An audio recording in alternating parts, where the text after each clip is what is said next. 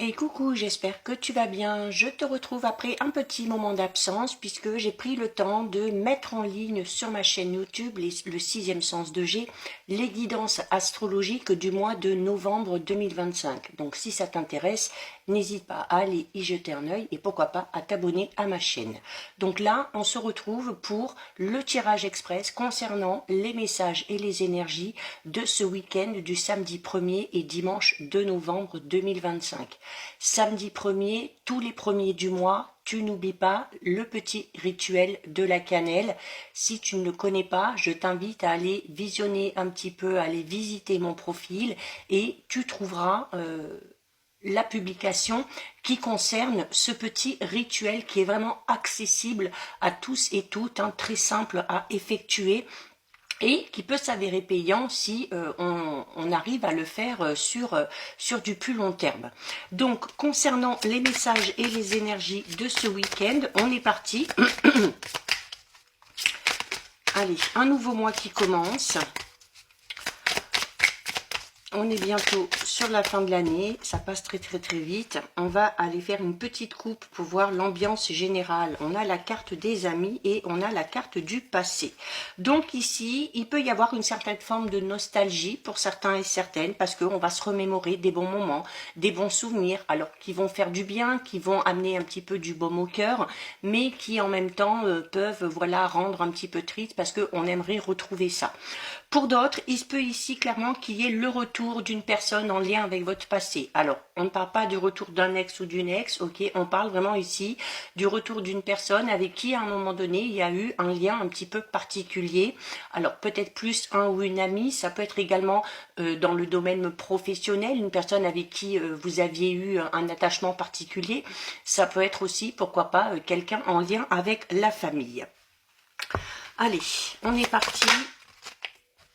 On a la carte de la nature. Donc la carte de la nature, c'est une carte qui t'invite tout simplement à prendre du temps pour toi. C'est une carte qui t'invite à te ressourcer, à faire en sorte de renouveler tes énergies. Alors en prenant soin de toi, en allant prendre l'air, en allant te balader dans la nature, peut-être aussi en changeant des choses dans ton intérieur, hein.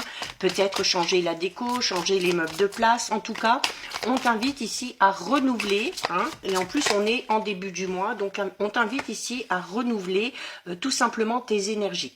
On a ici la carte numéro 2 qui est la carte du couple. Alors on peut parler ici de moments à deux, d'accord, pour ceux et celles qui sont en couple, de s'accorder un moment vraiment à deux pour préserver son intimité, pour se retrouver, pour prendre du bon temps. Mais la carte du couple, le 2 parle tout simplement d'union, d'association, de partenariat. Donc on peut avoir ici quelque chose au niveau professionnel. On peut avoir aussi une proposition, hein, pour s'associer à quelqu'un par rapport à un investissement, peut-être par rapport à un projet que vous avez en commun. Waouh, on a l'abondance. Alors, si on te propose quelque chose ici, il va falloir y réfléchir à deux fois parce que on te dit que cette association, ce partenariat, cette proposition qu'on va te faire pourrait amener un équilibre au niveau matériel et financier. On parle aussi d'un projet, que ce soit un projet de couple, que ce soit un projet professionnel ou autre, c'est un projet qui sera amené à réussir puisqu'on a l'abondance. L'abondance, c'est l'abondance matérielle et financière, mais c'est aussi l'abondance par rapport aux idées qu'on a par rapport à nos projets, c'est l'abondance par rapport aux sentiments, par rapport aux relations, donc on va être également ici très entouré. On a la carte de l'été.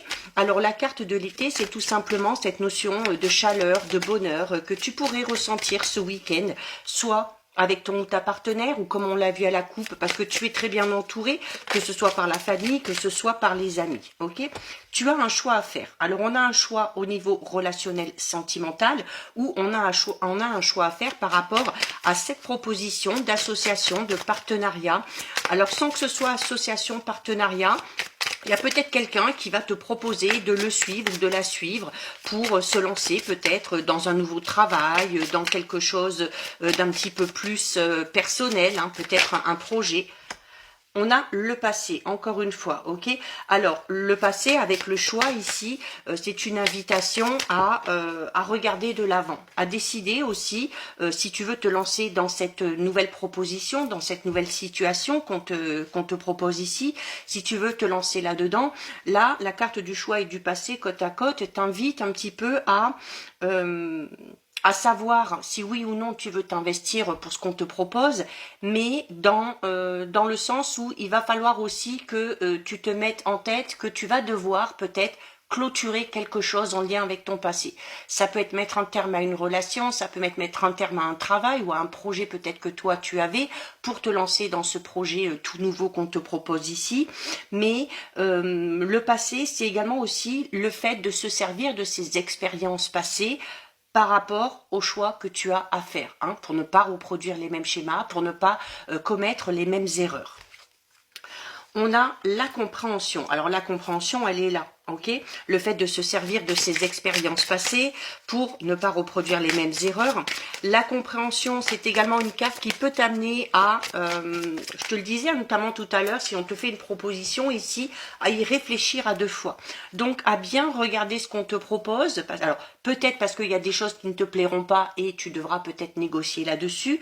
Peut-être aussi c'est quelque chose auquel tu n'as pas pensé, qui te fait un petit peu peur, mais en y regardant de plus près, tu le vois ici avec cette loupe, eh bien, tu vas peut-être te rendre compte, eh bien, que ce qu'on te propose ici, eh bien, ça pourrait être bénéfique pour toi, hein, pour la suite, pour ton futur. On a la carte de l'enfant. Alors ici, en couple, on peut avoir un projet en lien avec la famille. On peut avoir aussi ce projet, le couple, c'est le fait d'officialiser déjà une relation. Donc, on peut avoir cette envie de décider d'habiter ensemble, de décider peut-être de fonder une famille ou d'agrandir la famille. Mais la carte de l'enfant, c'est également une carte qui t'invite, surtout en lien avec ton passé et tes choix, à laisser un petit peu parler ton audace, à faire preuve d'un petit peu plus de désinvolture, je dirais, d'essayer de pas trop réfléchir non plus par rapport au choix que tu as à faire, hein, et de te laisser un petit peu porter. Alors, on a des projets ici vraiment en couple, hein, d'accord, projet de déménagement, projet d'habiter ensemble, d'acheter une maison.